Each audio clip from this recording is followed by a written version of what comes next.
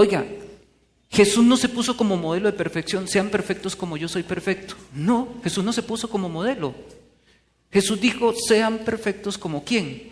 Como mi Padre del cielo. Hágame el favor, ¿alguien puede ser santo y perfecto como Dios? Entonces, ¿se equivocó Dios? No. La santidad y la perfección a la cual Dios nos llama es el amor. Es decir, la perfección en el amor, en la caridad, según cada uno pueda. De todas maneras te iba a hacer una pregunta. ¿Tú hasta qué tabla te sabes? ¿Qué número de tabla? Si ella me dice toda la tabla, hasta el 1, y la estoy calificando, ¿qué le digo? Muy bien, excelente, perfecto. ¿Y eso son todas las matemáticas? No, hay más matemáticas.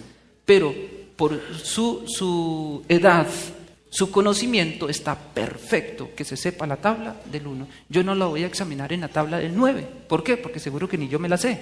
Pero ella es perfecto en eso. Así es con la santidad y así es con la perfección.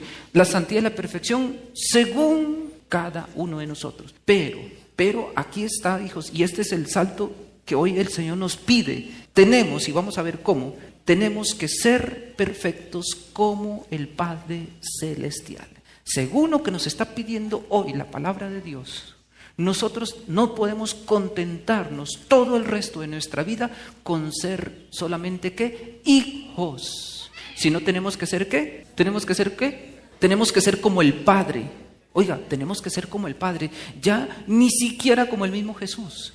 Tenemos que ser como el Padre. Oiga, semejante reto, hijos. Todo lo que Dios nos pide hoy. Es decir, que tenemos ya poco a poco que ir madurando nuestra experiencia de fe y dejar de ser eternos niños espiritualmente hablando, y pasar a ser como el mismo Padre del cielo. Ahora vamos a ver cómo se hace esa realidad. Les decía que el domingo pasado no terminamos. El Señor nos colocó cómo y en qué consiste, y Pablo hoy vuelve a decir, en qué consiste la sabiduría cristiana. Porque, ¿qué nos decía Pablo en la lectura del domingo pasado? Que nosotros los cristianos tenemos que una ¿qué? Sabiduría, un lenguaje ¿qué? Misterioso, decía Pablo, un lenguaje divino, un lenguaje arcano. Como nuestro mundo nos fascina, le fascina todo lo que es esotérico, brujería y cosas así. Entonces, apréndase unas palabras raras, ¿no? Entonces, el domingo pasado veíamos que el lenguaje del cristiano es el amor, la caridad. Entonces veíamos las características y en qué consiste esa sabiduría. Hoy continúa eso, pero el domingo pasado no terminamos y me quedó un aspecto para no dejarlo botado, para no saltarme nada de la ley. Y el aspecto que el Señor, a lo último del Evangelio, decía que no tenemos que jurar. No teníamos que jurar, se nos olvidó, no se nos olvidó, es que se nos fue el tiempo y es que el Evangelio del domingo pasado, amplísimo, y hoy también. Dice, nosotros los cristianos no tenemos que jurar ni por el cielo, ni por la tierra, ni por la ¿qué? Por la cabeza. ¿Por qué? Dice, el cielo no, porque es donde está el trono de Dios. La tierra tampoco, porque es el estrado. Y júrelo por su cabeza. Tampoco, porque nadie puede volver blanco o negro un solo cabello de la cabeza. ¿Qué significa todas esas tres cositas? Que, como lo dice hoy San Pablo, todos, absolutamente todo es de Dios. Todo, el cielo, la tierra y por supuesto nosotros también. Y tenemos que dejar nosotros de estar jurando a diestra y a siniestra, y especialmente con esas cositas tan feas que se dan a veces aún en las mismas parejas, en los matrimonios. Jure por su mamá, jure por Dios que usted no tiene otra. Hágame el favor, pero júrelo. Ve, no juro, entonces sí, ¿verdad? Padre, ¿qué hago? ¿Juro o no juro? No, jure que usted no ha tenido relaciones. Ya tiene a la niña 9 meses. Jure que usted no. Jure. Eso no se hace. Nadie puede jurar. ¿Por qué? Cita bíblica, léanla. Antes de volver a decir eso, lean. Prácticamente los juramentos, así lo que traen es ruina y maldición a la persona. Lean, por ejemplo, Eclesiástico capítulo 23, versículo del 7 al 11. Solo leo 2 versículos. El hombre que mucho jura se llena de maldad. El hombre que, esos que andan jurando, mire, lo juro, dice, por mi Dios, por mi papá, dice, nada. El hombre que jura mucho se llena de maldad. y no se apartará de su casa el látigo. El que anda jurando. Si se descuida, su pecado le cae encima. Si jura a la ligera, peca 2 veces. Ese juramento es a la ligera, peca 2 veces. Si jura en falso, no será perdonado y su casa se llenará de desgracia. Hijos, ¿cuántas veces personas han hecho juramentos falsos y por esos juramentos a personas las han destruido en su parte material, económica, familiar y muchas cosas más? E incluso algunos están hasta en la cárcel o les han quitado la vida por juramentos en falsos. Por ejemplo, cuando se llaman a los tribunales, oiga, usted jura, y algunos se atreven a jurar sobre la Biblia diciendo que lo que están hablando es así. Oiga, horrible, hijos. Y qué vergüenza ante los hombres y peor ante Dios cuando se den cuenta que todo era ¿qué? Falso y mentira. Porque como dice el dicho, más fácil cae un mentiroso que un cojo. La verdad, tarde o temprano, saldrá a relucir. Y después pasan años y dicen, no, le pedimos disculpas porque ya que el daño ya está hecho. Ahí entra esta realidad de ¿qué? De la calumnia, los cuentos, los chismes que se levantan contra otras personas, contra nuestros hermanos. Y que el Señor hoy en la primera lectura, nos lo recuerda. Seréis santos, porque yo, Yahvé, el Señor, vuestro Dios, soy santo. Y empieza, no odiarás de corazón a tu hermano, reprenderás a tu pariente, etc. Vamos a ver entonces qué significan esas cosas. El Señor entonces, insisto, nos llama ahora a la santidad. Santidad es igual a amor. Entonces, la perfección en el amor, en la caridad que debemos todos tener. El Señor en el Evangelio nos va colocando como unos graditos de cómo se vive esa caridad y cómo debe de vivirse ese amor, para que también nosotros comprendamos que no podemos despreciar lo pequeño. El domingo pasado hacíamos esa reflexión. Tenemos los 10 mandamientos, muy bien, pero el Señor dice, cúmplanos, muy bien, pero no olviden esto. Lo pequeño. Y muchas veces son las cosas pequeñitas, los pequeños detalles, lo que mejor revelan la calidad de amor que nosotros tenemos hacia el prójimo, hacia los demás. Y el Señor por eso equiparaba el domingo pasado, vale recordarnos y concluir con 1 Juan 3, 1, 6. En el Antiguo Testamento, si alguien mataba, lo enjuiciaban. En el Nuevo Testamento, basta decirle a un hermano, o estar pelearse con el hermano, con el pariente, con el amigo, el vecino. Si yo me peleo con el vecino, o con el hermano, con la familia, si yo le llamo a alguien imbécil, y si yo le llamo renegado, merezco que me lleven. Para nosotros, no, si yo me peleo con alguien, dice el Señor, me llevan a la inspección de la policía. Si yo le llamo a alguien imbécil, me llevan a Bogotá, a la Corte Suprema.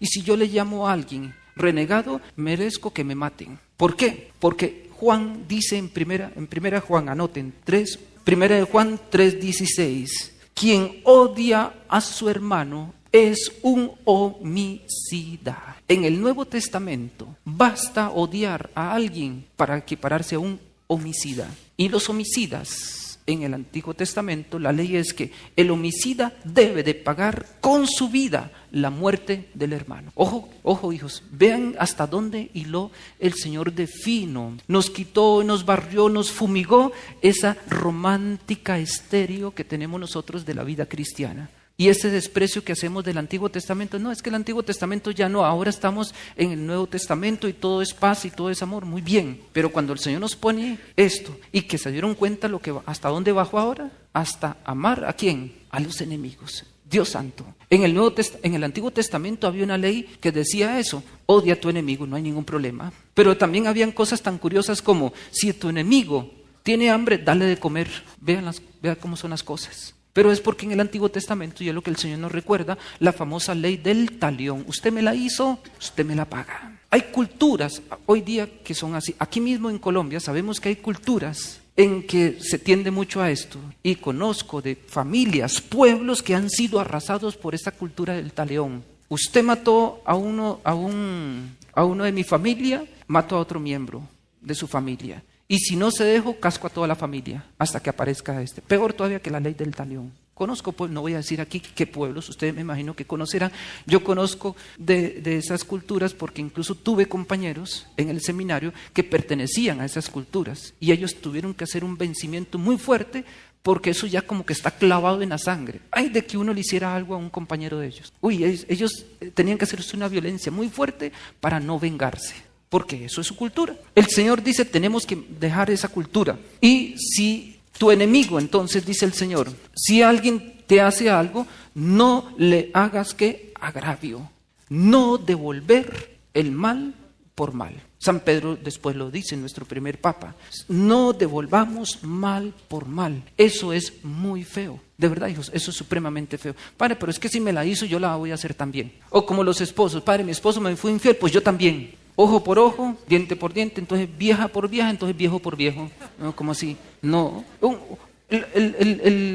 El hacer lo mismo que el otro hace por venganza. Bueno, en los esposos yo les digo, hay 2 parejitas que están renovando hoy. 10 años, ¿y cuánto ustedes? Ustedes 20 y ustedes 10. Bueno, es que algunos llegan, padre, es que mi esposo me fue infiel, entonces, yo quería saber ir para Piedra, entonces fui y lo hice también. Eso sonó así. Los que viven para Girón, ese pozo de aguas negras, pobrecitos los de Girón, les cae por allá, su huele feo y en verano se pone terrible. Entonces sonó como que el esposo se fue a dar unas piscinas ahí y la esposa dice, pues yo también me metí. La esposa, yo también me metí ahí a darme unas piscinas. Si él se metió ahí, entonces yo también me voy a meter ahí. Así suena eso. Entonces él me lo hizo, entonces yo también se lo voy a hacer. Es ridículo, hijos. Devolver el mal por mal es la cosa más ridícula y absurda. Eso denota que la persona no tiene criterios, no tiene personalidad. Además, cuando el Señor mismo lo está diciendo, si a mí me ofenden, ¿yo por qué tengo que ofender al otro? El principio para un cristiano es, no hagas a otro lo que no quieras que te hagan a ti. Listo. Si la otra persona me ofende, me agrede, me hace cosas sin yo haberle provocado, sin yo haberle hecho nada, eso es problema de esa persona. Ese es su problema, que evidentemente yo tengo que revisar por qué. Porque puede ser que algo dije, a veces uno no tiene la culpa. Padre, yo nunca he visto a esa persona. Es más, padre, tengo una semana de estar en el nuevo trabajo, padre, ya me mandaron memorando, ya le caí mal al jefe, nunca, es más, ni lo conozco, ya le caí mal. ¿Por qué? Porque a veces sucede que uno sin culpa, uno le cae a una persona. La primera vez, es que desde la primera vez que yo vi a esa persona me cayó mal. ¿Pero por qué? ¿Qué dijo? ¿Qué hizo? No sé, me cayó mal. Pero ya sabemos que el problema no es esa persona. ¿Quién es el problema? Yo soy el problema. Porque mi corazón está, ¿qué? Dañado. En estos días recordábamos en el diluvio. En el diluvio el Señor fue claro. ¿El diluvio por qué fue provocado? ¿Por la qué? Por la maldad que había en ¿dónde? En el corazón del hombre. ¿Y por qué se detuvo el diluvio? Por la maldad del hombre. Sí, la misericordia de Dios. Pero Dios vio que el mal en el hombre estaba tan inscrito que podía barrer toda la humanidad y la humanidad seguiría con ese daño. Por eso es que en el Evangelio dice Jesús, no es lo que entra, sino lo que sale. Es lo que sale de mí. Es lo que sale de mí. El diluvio se paró por la maldad del hombre. Dice Dios, pues formatear todo esto, y que de hecho, según el diluvio, el ser humano fue ¿qué? Formateado. Solo dejaron sobrevivientes ¿a qué? A Noé y a sus hijos. Por eso esos benditos también engendraron hijos dañados. Y ese es el misterio del ser humano, que a veces de un mismo padre, de una misma madre, salen hijos buenísimos, como salen hijos ¿qué? Malos. No más Caín y Abel. Porque si Caín y Abel hubiesen nacido antes del pecado original, pues uno dice, ¿cómo así? Pero Caín y Abel nacieron después del pecado original. Abel, ¿cómo era Abel? Un chico bueno, justo, trabajador. ¿Cómo era Caín? Un gamincito. Padre, ¿pero por qué? ¿Por qué, padre? Si tenemos 3 hijos, 2 hijos son queridísimos y el otro es que es la misma piel del diablo. ¿Qué le hace? Ese pobre se llevó todo el totazo de ustedes 2 y de la generación de ustedes seguro. Él se lo llevó, pero así es el misterio del ser humano. Unos buenos, otros ¿qué? Dañaditos. Pero en fin, el Señor nos dice, el hombre es malo, el corazón del hombre tiene pensamientos perversos desde la niñez. Entonces, cuando uno le hacen algo, uno tiene que revisarse. ¿Por qué yo reaccioné de esa manera? ¿Por qué? ¿Qué fue lo que esa persona me hizo recordar? ¿Qué fue lo que esa persona me dijo que me activó por allá? Algo y por tanto ella no tiene la culpa. Otra, no, padre, es que se me parece tanto un ex. ¿Qué culpa tengo yo, pues? ¿Qué culpa tengo yo de eso? Ay, se me parece tanto la ex, que no es culpa mía. Y algunos llegan, incluso vean hijos, vea qué perversidad hay en nuestros corazones. Un hombre que conoció una muchacha, es un ejemplo X, cualquier parecido es mera coincidencia.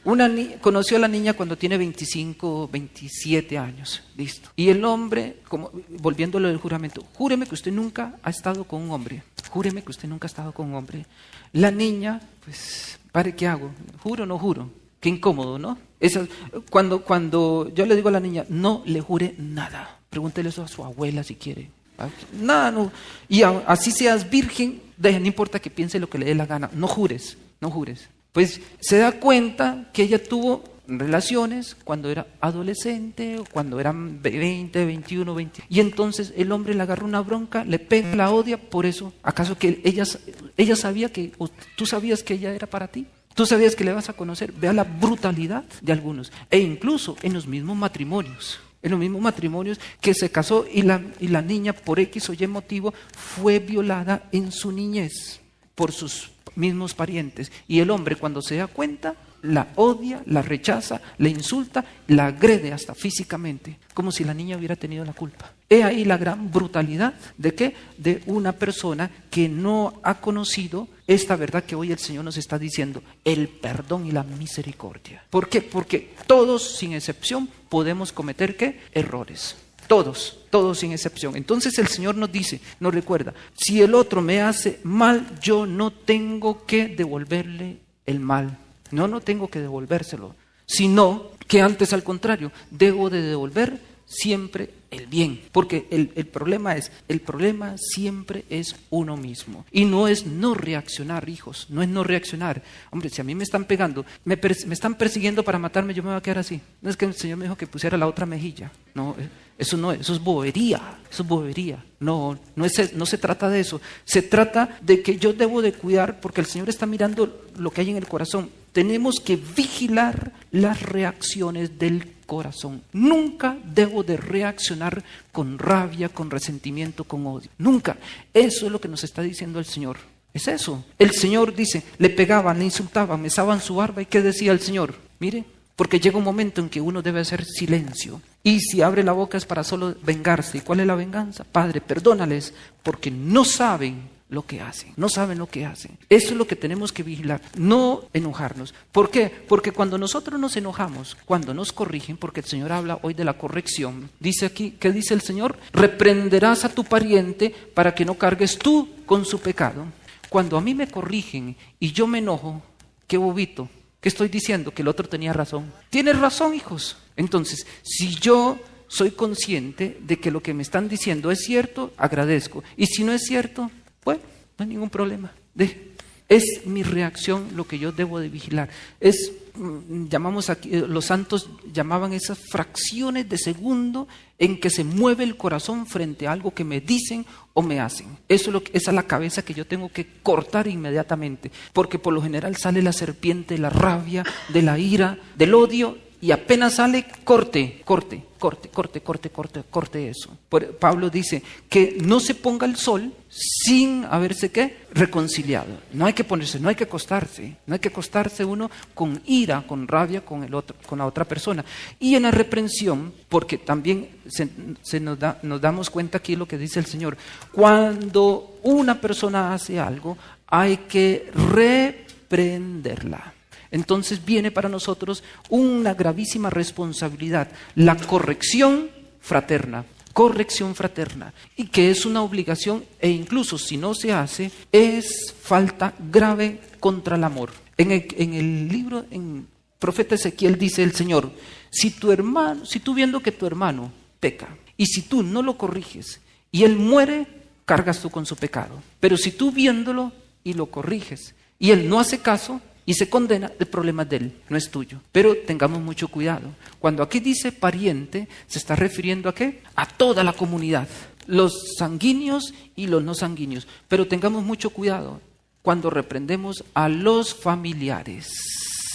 Si hay algo que es muy difícil, es corregir a la misma familia. ¿Por qué? Porque nadie es profeta en su tierra. Ay, no.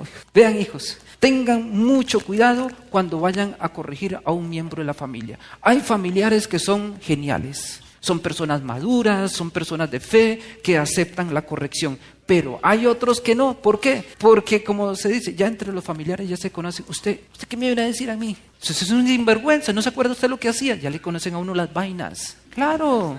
Y entonces cuando uno se mete de Mesías con la familia, termina crucificado antes de tiempo. Porque Jesús, ¿se acuerdan? Eso mismo lo hizo Jesús.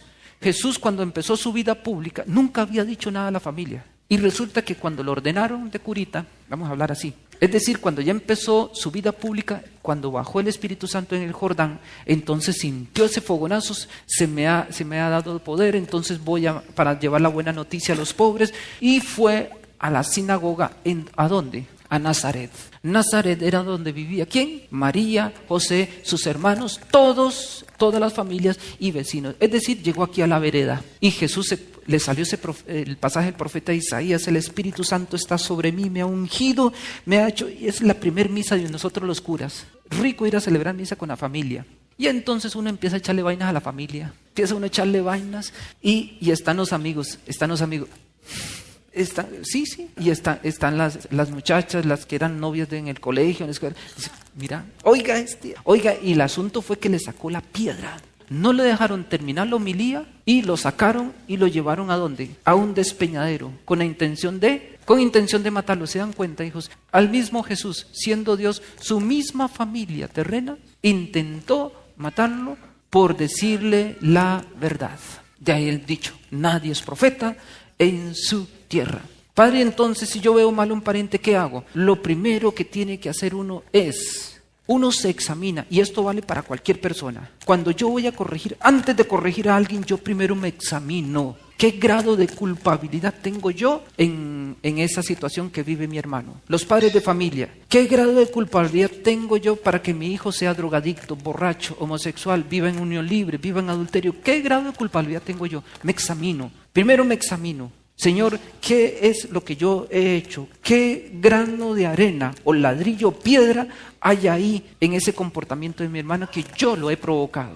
Me examino. Si descubro que no hay nada que yo haya hecho para que ese familiar o amigo o persona esté así, paso a un segundo aspecto. En las situaciones en que esa persona está o en otras situaciones, ¿yo haría lo mismo? Esa persona está en adulterio. ¿Yo podría cometer adulterio? ¿Lo cometeríamos? No, padre, eso no, ni riesgo para eso no, es que No, Agustín es claro, San Agustín, no existe un solo pecado en este mundo que otros lo hayan cometido que yo no lo pueda cometer si Dios no me da la gracia. O pongámoslo en dicho popular: de esta agua no beberé, ya estarás tragando esa agua. Porque San Pablo dice: en lo que ellos mismos critican, eso mismo lo van a hacer luego. Y esas personas que a veces se encargan de incisivamente estar echando sal, mire, es que usted es esto, usted es lo otro, cuando uno las ve, están haciendo lo mismo y peor todavía. Porque muchas veces, la inmensa mayoría de las faltas que cometemos son por ignorancia. De hecho, entonces, si yo le digo a un hermano, no haga eso, es porque yo ya tengo un conocimiento terrible, entonces después que yo lo esté haciendo, sabiendo que yo antes lo había corregido, porque ya tenía conocimiento. Entonces, yo soy consciente de que ese pecado yo lo puedo cometer y peor es todavía. Entonces, ¿qué hago? Me abajo. Ya no voy a ponerme con arrogancia y prepotencia frente al hermano, diciéndole al hermano, usted es esto, usted lo otro. No. Ese es un segundo aspecto. Tercer aspecto, debo de orar. Orar. En la oración, ¿qué le pido al Señor? Señor, si es tu voluntad que yo corrija a este pariente, corrija a mi papá, a mi mamá, a mi hermano, al vecino, al amigo, dame las palabras, dame el momento y dame el modo de decirle las cosas. Un modelo de corrección muy bueno es lo que tenían los profetas. Ustedes recuerdan cuando han leído los profetas y los profetas llamaban al pueblo de Israel para decirle lo que estaban haciendo. ¿Qué es lo que hacían los profetas? ¿Qué hacían los profetas? Los profetas hacían un recuento de las maravillas que Dios había hecho en esa persona o en el pueblo. Israel recuerda cómo el Señor te ha llevado, cómo el Señor te ha alimentado. Recuerda lo amado que eres por Dios. Es decir, que toda corrección inicia siempre por un recuento de las cosas buenas que la persona tiene. Porque el gran problema es que muchas veces las correcciones las hacemos con una rabia, con una envidia, que nos cegamos frente a las cosas buenas que tiene la persona. Y entonces empezamos a dispararles que usted es esto, usted lo otro. Oiga, le llevan una lista grandísima de todo lo que ha hecho, de todo. Cuando el Señor nos dice, el amor no lleva cuentas del mal, pero a algunos les fascinan las listas. Mire, aquí está esto, tal día, tal fecha me hizo esto, le lleva una gran lista.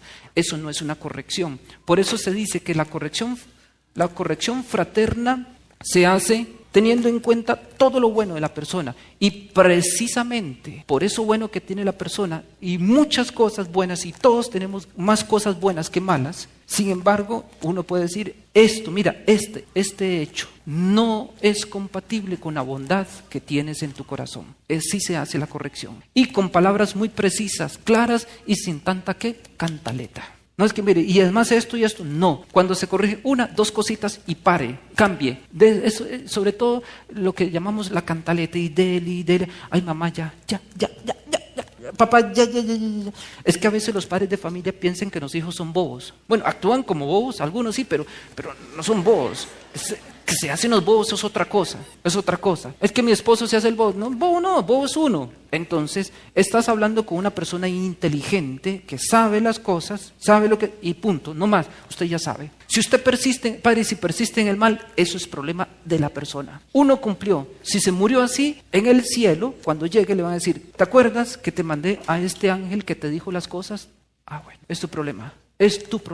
Y si no es uno, la persona indicada, uno pide, Señor, por favor, manda un instrumento. Y por lo general los mejores instrumentos son los que no son de la familia. ¿Sí o no? Por lo menos no lo van a vaciar a uno. Y es interesante porque a veces uno habla con la persona y le han pintado a esa persona como una bestia. Parece que no se deja hablar, parece agresivo, y va uno a hablar con esa persona. Esta persona es más agresiva, la mamá, el papá, el hermano, que esa persona. Es decir, que somos nosotros los que provocamos la agresividad en los demás también. Entonces, por eso es mejor una persona de fuera antes que uno mismo de la familia. Reprenderás entonces a tu pariente para que no cargues con tu pecado. Luego, no vengarás ni guardarás rencor a tus parientes, sino que amarás a tu prójimo como a ti mismo. La otra sentencia, amar al prójimo como a nosotros mismos, no guardar rencor. El cristiano no devuelve mal por mal, pero tampoco espera el día de la venganza. Algunos, sobre todo, mucho cuidado, hijos, con los temperamentos secundarios. Papá y mamá deben de vigilar a los hijos secundarios. ¿Saben la diferencia entre un primario y un secundario? Papá y mamá, eso es psicología básica de hogar. Un primario, uno le dice algo, rueda la cabeza y después pregunta qué quiere. Son los que reaccionan de una.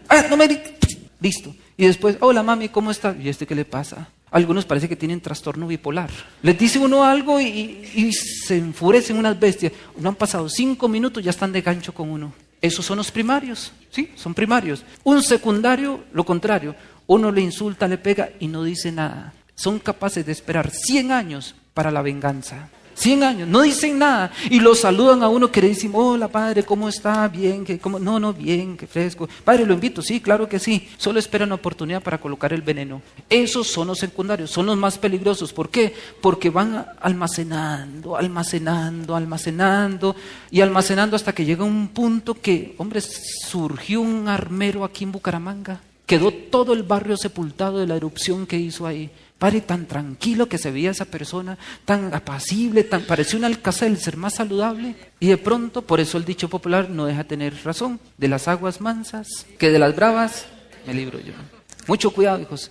De esas agüitas mansas en que no matan ni una mosca, pero sobre todo, que no participan en nada de la vida de la fe, pilas. Ahí tienen un armero en potencia. Ahí tienen un Danubio en potencia, que en cualquier momento, cuando hace erupción, arrasa con todo. Son peligrosísimos. Por eso es mejor los volcanes cuando están drenando. De vez en cuando, un volcán entró en actividad, hay que darle gracias a Dios. por lo menos va soltando ¿qué? Un poco de lava, un poco de piedritas, un poco de ceniza. Pero esos volcanes de 100, 200, 300, 400 años dormidos, líbranos, Señor.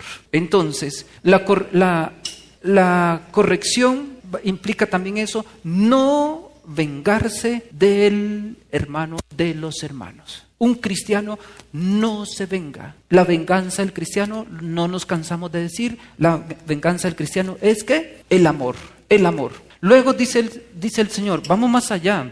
Cuando me piden algo, yo tengo que dar. Es un sentido porque dice el Señor, si te piden la túnica, dale el manto. Era más caro obviamente el manto que la túnica. La túnica era muy sencilla, pero el manto sí era lo más caro. Incluso el manto era con lo que se abrigaban todos los pobres para pasar el frío. Dice, pues si te piden eso, dale también el manto. ¿Qué quiere decir eso entre otras cosas? No, un cristiano, un hijo de Dios, no debe estar apegado a las cosas. Hay personas que son obsesivas, apegadamente obsesivas a sus cosas. Entonces, a los 4 chécheres que tienen, no me los toquen, no me los vean. Hombre, piensa que te van a llamar tarde o temprano y no te vas a llevar ni un cepillo de dientes. Hombre, ¿para qué te pegas a esos chécheres? Algunos son hasta obsesivos en el mismo aseo en la casa. Eso es un apego. Limpió, no entre. ¿Para qué limpió el piso? Pues para ensuciarlo. Bueno, una obsesión. Oiga, la obsesión por el aseo también, hijos, es un desorden. Claro, es un desorden. Está bien, el cristiano tiene que ser aseado. Un cristiano no puede vivir en el mugre.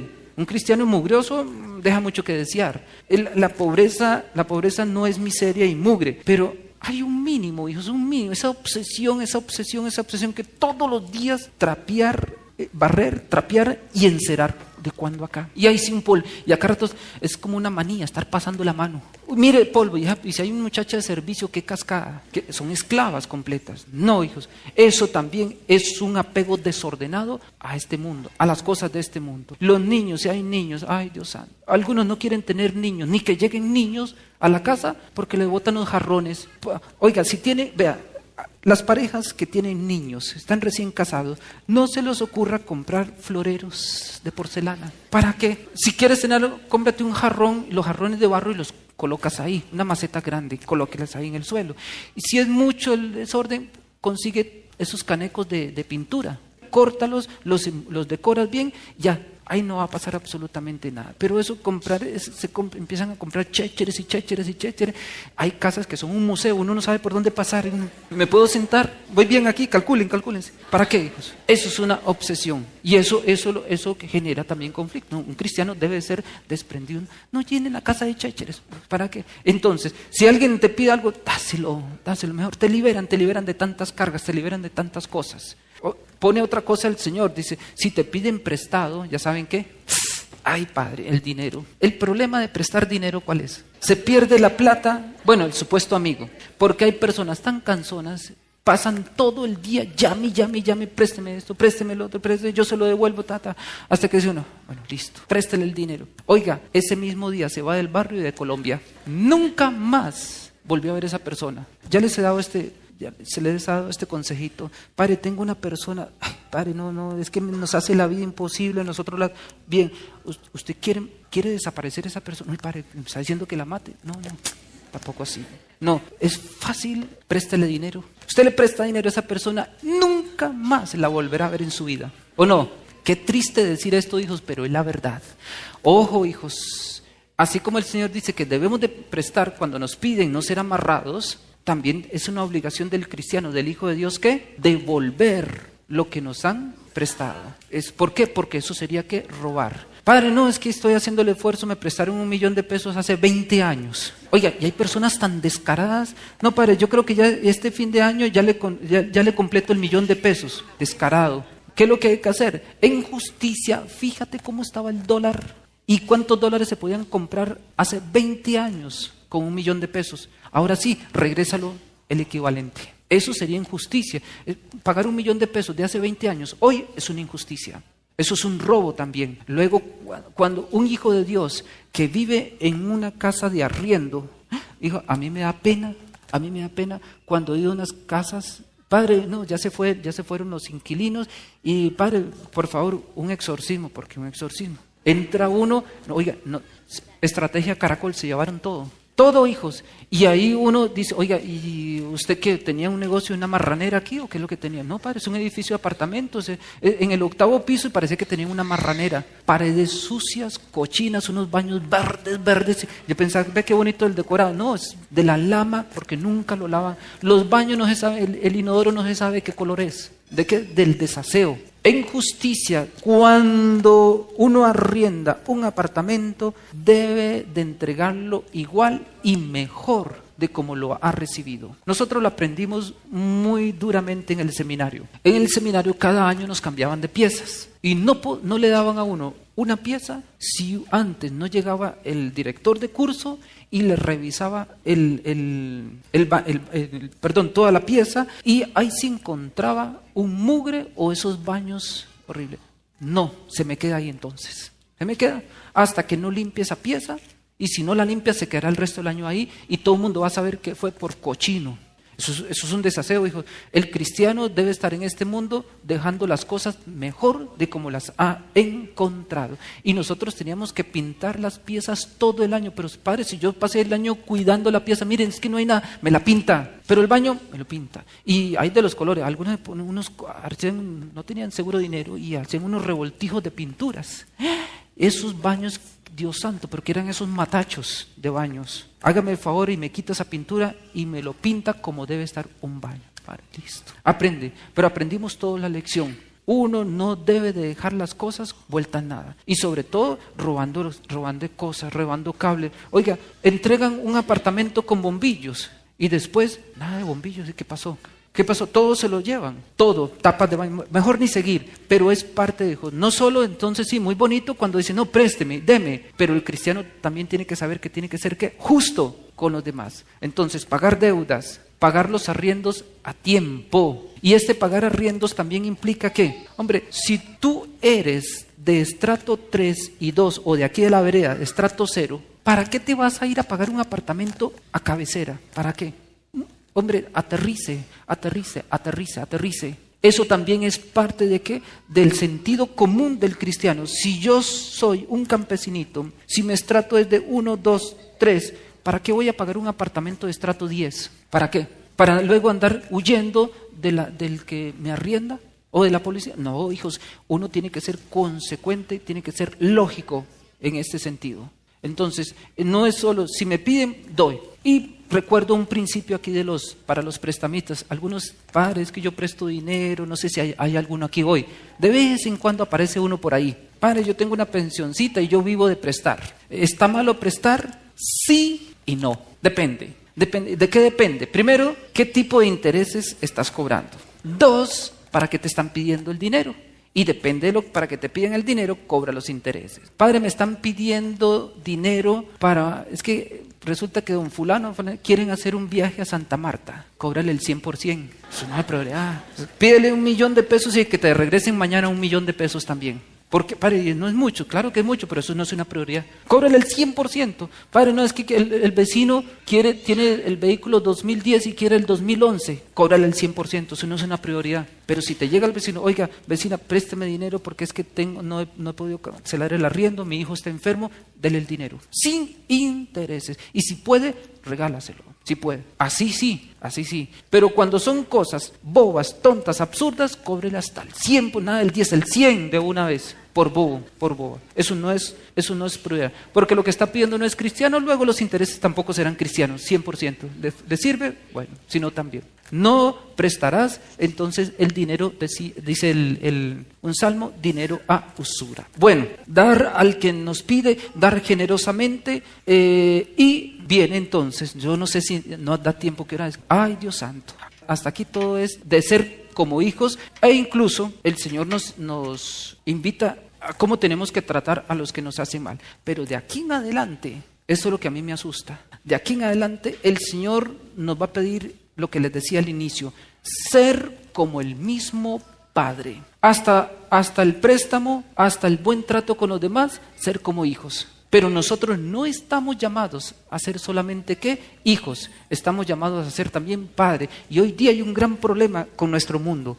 Como hay una crisis de paternidad y maternidad. ¿Por qué? Por la misma formación que hemos tenido, hoy hay un horror a ser padres y a ser madres. Hay un horror. Todo mundo quiere ser ¿qué? Niño. ¿Y eso está mal? No, es un hallaco. Porque hasta aquí podemos tener la impresión de que, bueno, si yo peco, entonces mi papá del cielo me perdona, me recibe en su casa. Mi papá siempre es misericordioso. Y eso es muy cierto.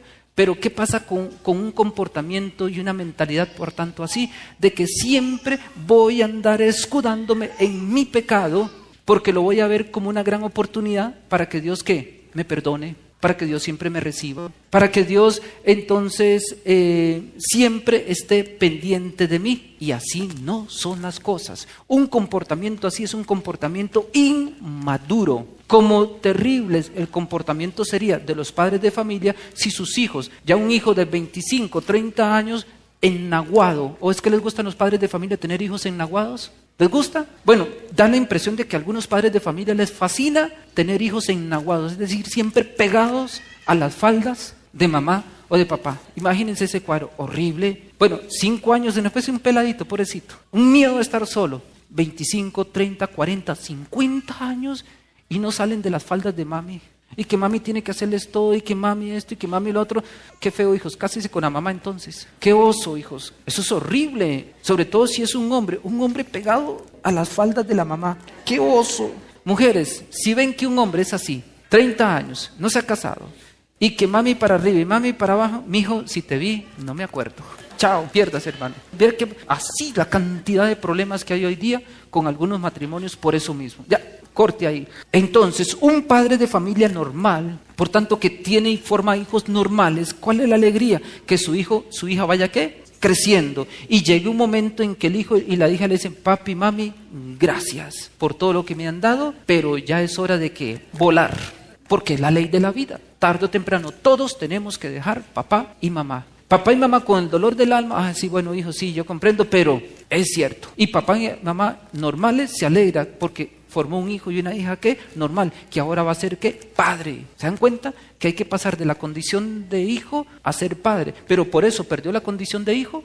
No. Ahí tenemos las dos realidades juntas. Seguimos siendo hijos, pero también seguimos siendo, ¿qué? Padres en la casa. Con Dios es exactamente lo mismo. Jesús juntó las dos cosas.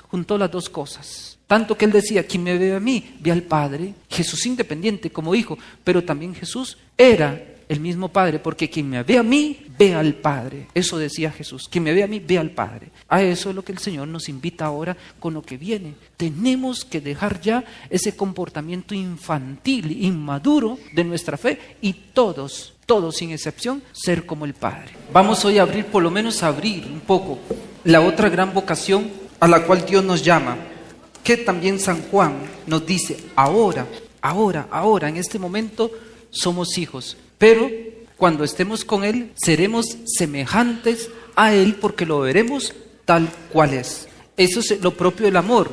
Lo propio del amor, ¿qué es? Hacer a los amantes iguales. San Juan de la Cruz lo dice, el amor o los encuentra iguales o los hace iguales. Vean los casados, ustedes tienen 10 años, están apenas, pero vean, ya se van pareciendo. Y después, cuando estén ya ancianitos, oye, ¿ustedes son hermanos? No, porque es que se van a parecer mucho. Vea, vas a tener las pecas de ella. Se parecen, hijos. El amor es así, el amor va siendo iguales a las personas. Por eso lo hemos dicho, los que se van a casar, pilas con quien se casa, pilas, porque te vas a transformar en lo que elegiste amar.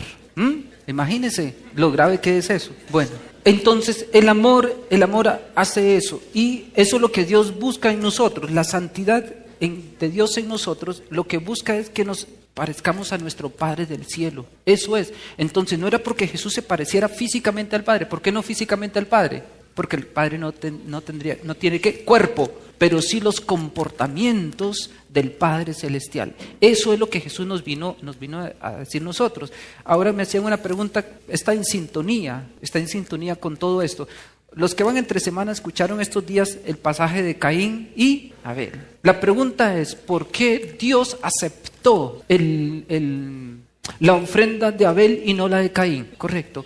El Señor lo que mira en el hombre no es tanto la ofrenda en sí mismo, sino el corazón, el amor que se le ponga a esas cosas. Por eso en la vida es muy importante, es más importante en la vida un detallito que una gran cosa. ¿De qué le sirve a un hijo el día del cumpleaños de la mamá, el día de la madre, llevarle una refri último modelo a la mamá cuando es un gamín todo el resto del año? ¿Para qué? ¿Para qué? ¿Para qué llevar a pasear a la mamá cuando ni siquiera la saluda por teléfono? ¿Por qué? No tiene sentido. Pero cuando uno ama a una persona y le da un detallito, algo, uno siente, ¿qué siente ahí? El corazón.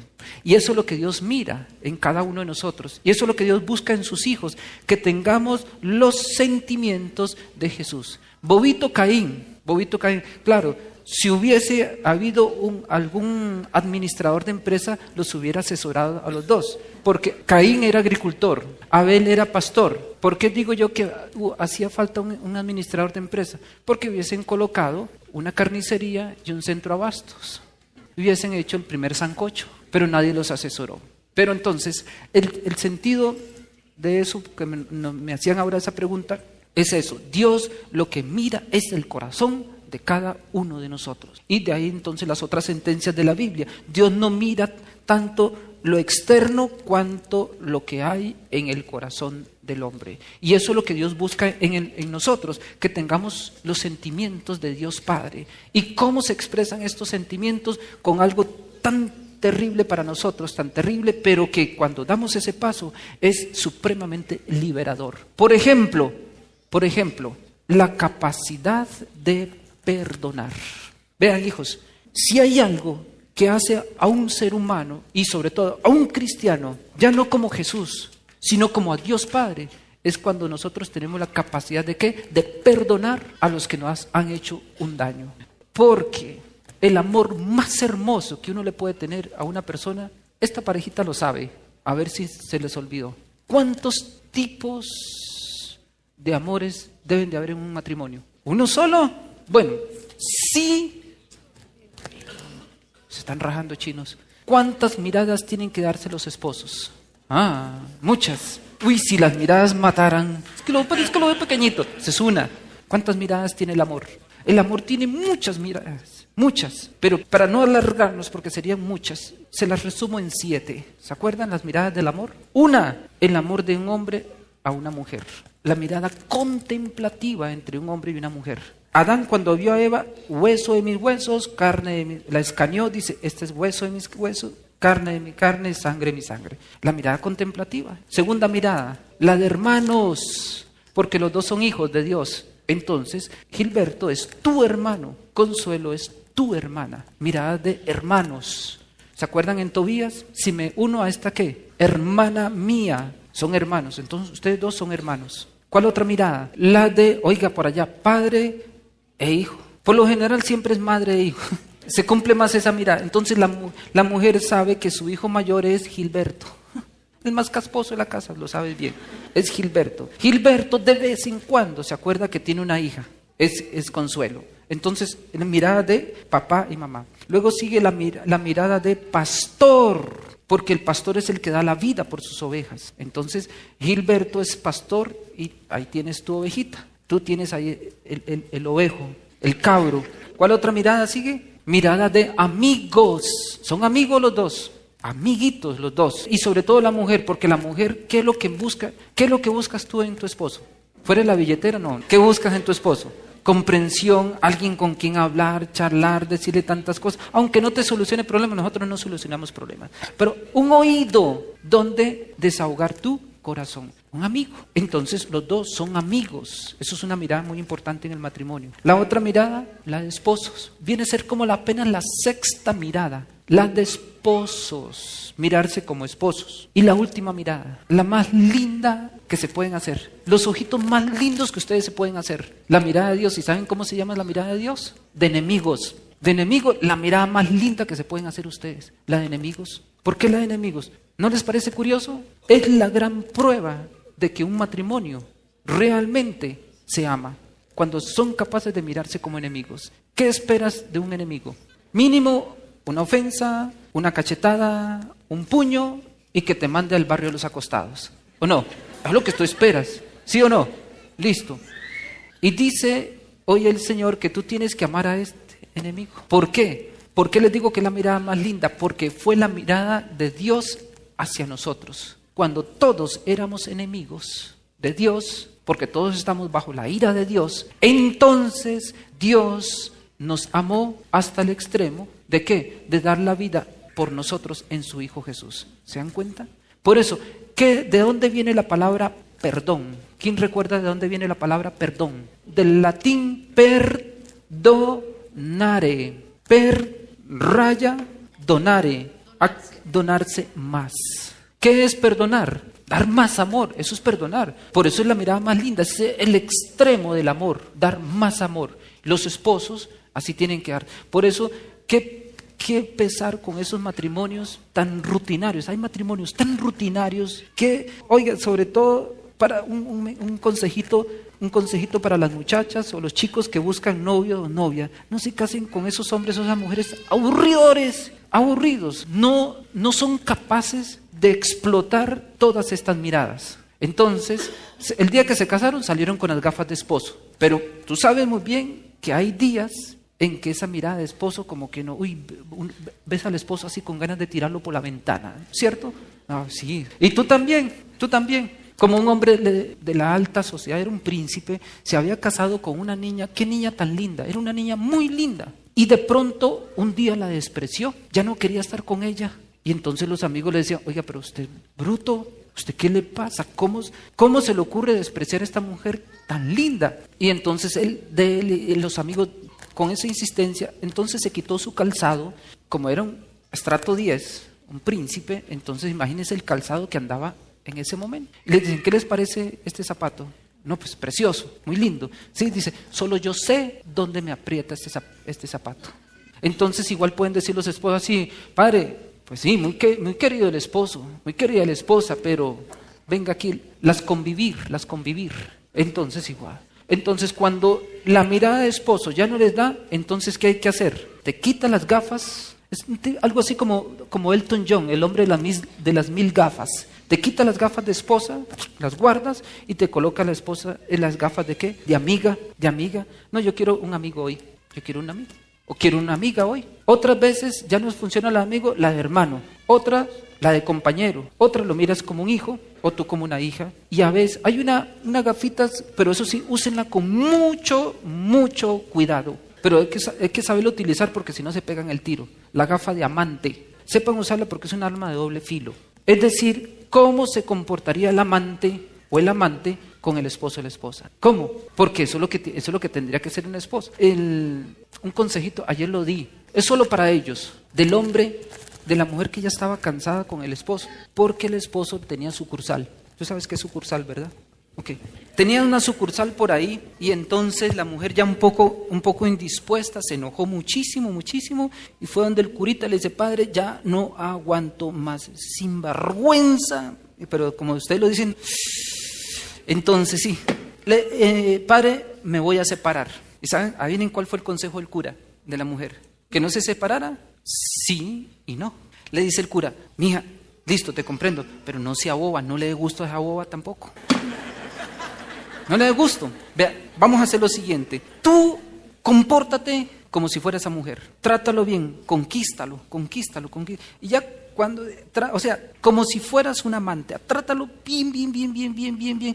Y cuando ya esté otra vez tragado de ti, déjalo. ¿Qué te parece? Déjalo. Oiga, y no fue broma, dicen que la mujer empezó de verdad, esa conquista, mi amor, mi vida, un panzón, uy, qué barriguita tan chévere, y más comida y tal. No, pues, oiga, ese tipo, quedó peor que el noviazgo. Tragado de la mujer y todo. Y fue, padre, ¿y ahora qué hago? ¿Por qué? ¿Qué pasó? No, es que está cansón ya, padre. ¿Qué hago, padre? ¿Pero por qué? Déjalo ya. No, padre, es que ya lo amo. Ven. Porque el amor es una decisión. Ustedes deciden si aman o no aman. Y entonces, por eso la mirada de enemigo es tan linda. Perdonar, dar más.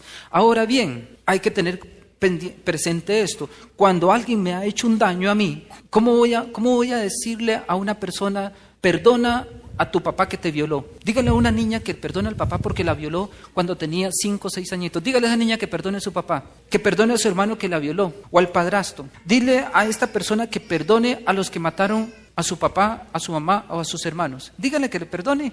Dijo, ese trompo no se baila sino más. Por eso Jesús especifica en qué consiste el perdón. Y primero que todo, orad por vuestros enemigos. ¿Por qué el Señor coloca orar por los enemigos? Porque hay algo muy interesante. Cuando yo empiezo a orar por una persona que me ha hecho daño, surge un efecto muy interesante. Empiezo a amar esa persona. ¿Por qué? Porque la oración es el Espíritu Santo en mí. Entonces llega el Espíritu Santo y sana esa herida, ese rencor y ese resentimiento. Además, el Espíritu Santo me hace comprender de que pierdo tiempo, pierdo mi salud, pierdo incluso y pongo en alto riesgo mi salvación eterna si yo no perdono. ¿De qué sirve guardar rencor por años, esperando la venganza, esperando que se presente la oportunidad para restregarle a esa persona? ¿Para qué pierdo yo tiempo en eso? Cuando podría abrir mi corazón a Dios para que lo inunde de su amor y ahí sí poder tener la capacidad de perdonar. Pero entonces, el primero es orar por los enemigos. Orar por los enemigos. Y en la historia están llenos de casos impresionantes en hombres y mujeres. Y no solo Jesús, porque a veces nosotros decimos, pero eso era Jesús, eso era María. Pero hijos, la historia está llena de hombres y mujeres que han tenido la capacidad de perdonar a sus asesinos. ¿Se acuerdan de Gualberto? Este hombre, hubo un momento en que unos asesinos mataron a su hermano y él juró vengarse. Y resulta que justamente un Viernes Santo iba Gualberto con todos sus compañeros, porque eran guerreros, y se toparon al asesino de su hermano solito en el campo, frente a frente. ¿Qué hubiéramos hecho nosotros? Uy, Dios santo, qué sancocho. Terrible. Este hombre, donde vio a Gualberto con sus compañeros, se bajó del caballo con derrame estomacal. Se le tiró a los pies pidiéndole perdón. ¿Y adivinen qué hizo Gualberto? ¿Sacó la macheta? No, se arrodilló, lo levantó, lo abrazó, le dio un beso. Tú mataste a mi hermano, ahora tú serás mi hermano. Hasta que da cosa, ¿verdad? Tú serás mi hermano ahora. Hay personas que tienen esa capacidad. Eso es una gracia de Dios. Él iba a los oficios de Semana Santa y cuando llegó a la iglesia, el crucifijo se le manifestó a Gualberto. Ese era mejor Viernes Santo de Gualberto. Y así, hijos, muchas historias. En Francisco de Asís también cuentan cuando le robaron a uno de los hermanos, se metieron al convento. Y entonces dice que el hermano, pues se llevaron lo que tenía, y Francisco encontró que había más cositas por ahí, y mandó al hermano y dice, no, vaya y dígales que dejaron esto. Y los asaltantes, cuando vieron ese cuadro, pues entonces imaginen lo que pasó, terminaron de frailes. Y luego lo otro dice, orar por ellos y hacerles el bien. Qué curioso, ¿es posible hacerle el bien a un enemigo? Sí, y una prueba muy, muy espectacular. Creo que a más de uno le ha pasado esto. ¿Qué pasa si el vecino tiene una grave enfermedad o se le está quemando la casa? ¿Qué hacemos nosotros? Pero yo le echo gasolina a eso más. No, vea qué curioso. Vea que hay algo no más profundo en nuestro ser que nos hace ser buenos, se nos olvida todo eso y vamos y colaboramos con el vecino. No, otro día hablamos fresco, ahorita hay que sacarlo aquí para que no se queme. Necesitan un donante de sangre y resulta que la sangre del vecino de mi enemigo es la misma que yo tengo. ¿Quién no se la da? Todos le damos la sangre. A no ser que uno esté tan dañado que yo tengo SIDA, padre, no importa, colóquele de una vez. Eso tampoco. Pero el Señor sabe y toca lo profundo del corazón, sabe que en el fondo de cada uno de nosotros existe una bondad divina, original. Y por eso hagamos el bien a los que nos hacen, ¿qué? El mal. Así entonces nosotros tendremos la capacidad de ser como el Padre Celestial, que nos dice Jesús. ¿Cómo es el Padre Celestial? Hace salir la lluvia, el sol sobre buenos y malos. Eso es ser como el Padre, hijos. No nos estemos imaginando que los hombres, ser como el Padre, entonces un hombre, una barbita muy larga, blanquita, no. O las mujeres, quién sabe qué se puede imaginar. No, ser como el Padre es tener esos sentimientos muy puntuales, donde el hombre ya no ejerce ninguna presión sobre nadie. Lo encuentran en la parábola del hijo pródigo. El hijo le pidió la herencia. ¿Qué hizo el hijo? El padre, váyase, mi hijo, váyase. En la paternidad espiritual, en la de Dios, el padre nunca está controlando. Ese es el problema. A nosotros nos programan para que estemos controlando. Ya hizo la tarea, ya hizo esto, ya hizo lo otro, hizo caso. Siempre nos programan para estar, ¿qué? Encima. Y ese es el problema. Si nosotros seguimos viendo a Dios solo como nuestro Padre y no como la vocación a la que nos llama, a ser como Él, el problema es que siempre vamos a ver a Dios como un intruso, alguien que me quiere controlar, alguien que quiere imponerme su voluntad. No, Dios lo que está diciendo, me está invitando, oiga, sé como yo. Cuando uno escucha la parábola de los hijos pródigos, el hijo pródigo dice, sí, el hijo menor soy yo, promiscuo, ladrón, vicioso, ese soy yo. El hijo mayor, sí, yo soy rencoroso. Uno que otro tiene su partido político, el hijo mayor, los rencorosos, envidiosos, etc. Pero, ¿quién se pregunta? ¿El padre es como yo o yo soy como el padre? Y entonces el padre me invita a esto. Hijo, yo te perdoné, ahora perdona tú. Yo soy misericordioso contigo, ahora tú sé misericordioso. Y no andes controlando. ¿Por qué?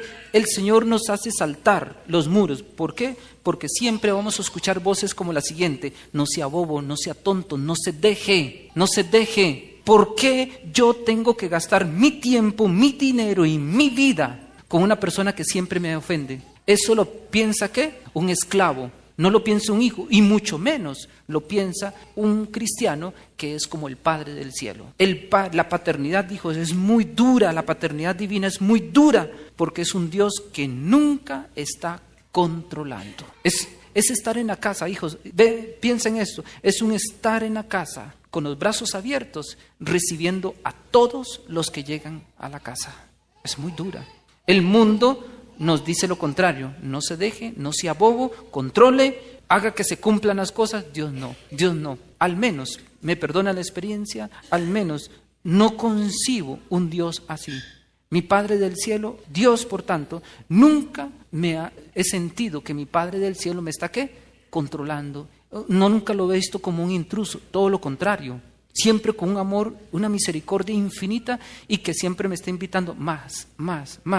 Y ser más es ¿qué? Ser como Él. Por eso una cosa muy hermosa que el Señor le puede regalar a una persona es el sacerdocio. ¿Por qué? El sacerdocio es el ejercicio de la misma paternidad del Padre, igual que los esposos. Recuerden que los esposos deben de manifestar el rostro del Padre para con los hijos. Es un ministerio. Y el Señor tiene razón en el Evangelio: no llaméis Padre a nadie en la tierra. No, tiene toda la razón. A veces nos quedamos con la bobadita que nos dicen ciertos hermanitos pseudocristianos. Dicen, no, es que ¿por qué le llaman a un cura padre? Y cuando uno habla con ciertos hermanos con teología protestante, entonces le dicen a uno, bueno, presbítero o sacerdote, pero no se atreven a decirle a uno, ¿qué? Padre. No se atreven. El Señor tiene razón. No se le puede llamar a nadie padre en la tierra cuando esa persona tiene en su corazón situaciones de ¿qué? De odio, rencor, donde sabe que Dios lo perdona siempre, pero que no ha dado el paso al perdón. Este pasito, que son apenas 30 centímetros, hijos, este pasito marca la diferencia entre ser un esclavo y un inmaduro en la fe, de que sí, que Dios es bueno, Dios me perdona, pero no doy el paso al perdón y a la misericordia. Si no doy este paso, quedaré siempre como un eterno raquítico en la vida espiritual, un infantil, un inmaduro. Ese es el reto que Dios nos pone. Y con esto se cierra el ciclo de ser como hijos. Nos invita a ese reto. Aceptémoslo y vivamos las consecuencias de eso. Que hoy, por lo menos los que estamos aquí, cuando bajemos, las personas y cuando los que estemos en la casa puedan decir, este es el rostro de Dios. He visto a mi Padre del cielo. ¿Cómo? Con nuestro comportamiento.